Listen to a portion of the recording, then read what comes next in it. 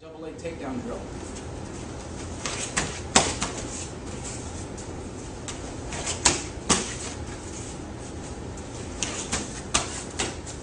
Double leg takedown drill. First we're going to look at this solo and then with a partner. So here's how it goes.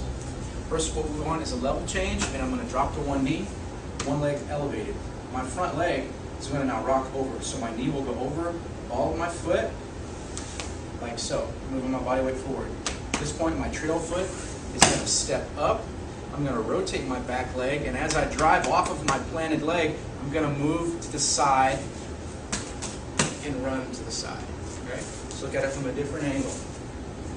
Level change, rock over step, trail foot comes up, turn, run to the side. My head and arms are going to be working in unison. My head driving one direction, my arms pulling the legs out from underneath the opponent. Okay? So one more time, a little bit different angle here. Drop, rock over step, run into the side. Okay? And this one takes a little bit of practice, nice and slow, careful not to injure your knee, banging it on the ground when you begin. Eventually you're going to pick up the pace, make it nice and smooth, and you want to be really comfortable with just doing this move solo before you start really trying it in practice against a resistant person. Okay? Another important thing when I do it is to keep my back straight the whole time, my body's up so I'm not slouched over, my hands never touch the ground. So I've got good posture as I'm doing my movement. Okay? So a little quicker. Okay, move around a little bit. And one more time.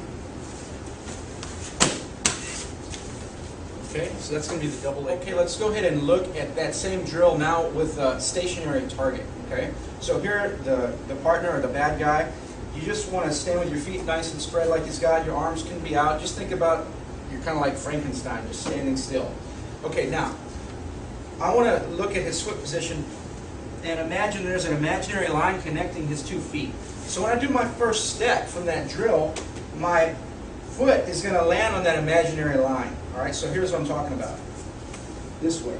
Notice when I drop this time, my hands stayed up. I do this to give me some protection of my face when I go in. That way I don't get clobbered with like a knee to the face.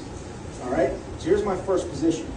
Now what I'm going to do is I'm going to drive my knee to the floor, which is going to cause him to knock himself backwards and off balance. Probably won't knock him down, but my idea is just to off balance him as I do it. So as I do that, my hands are going to transfer to his legs, and my shoulder is going to contact his hip. So it's like here. Okay?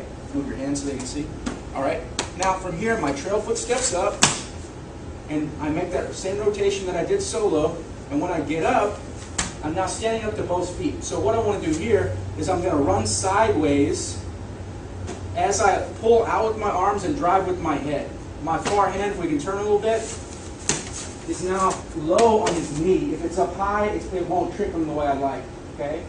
So as I drive with my head, clear, and I cover him here. Okay, so here's how we land with my shoulder down on his belly. Okay, let's look at it again. Different angle.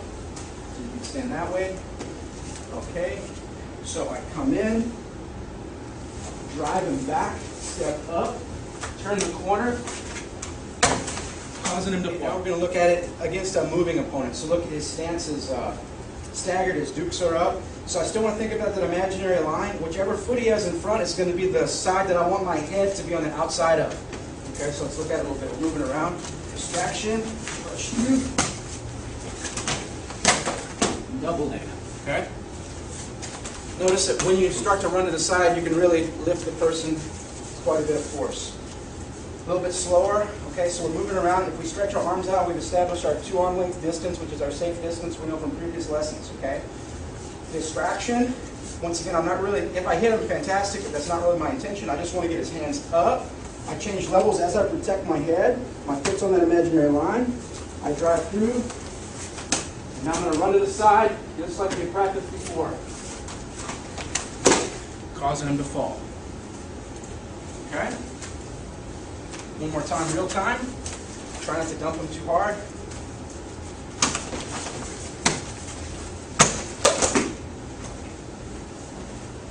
Double leg. We're going to look at one final variation. which in the beginning might be a little easier. It doesn't require the lifting of the person's hips. It's more of a trick. I think the first one that we worked on eventually is a more dynamic, powerful movement. But like I said, if you're struggling with it, there's going to be a variation to help you out. Okay? So if we turn this way, to keep your stance again.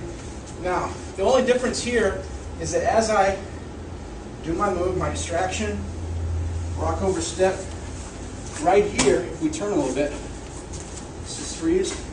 Rather than standing up, another option I have available to me is to drop my foot down completely against the floor. And notice his foot is kind of trapped in between this space. And all I do is put my chest straight down, and it's going to cause leverage on his knee, which causes him to fall backwards. Okay? He might have fallen on a frame. We'll look at it from a different angle. We can look at it this way. Step here. Good. 1, 2. Rather than standing up, I drop my leg down to the floor so my shin is completely connected to the floor, and my chest goes down on top. Okay?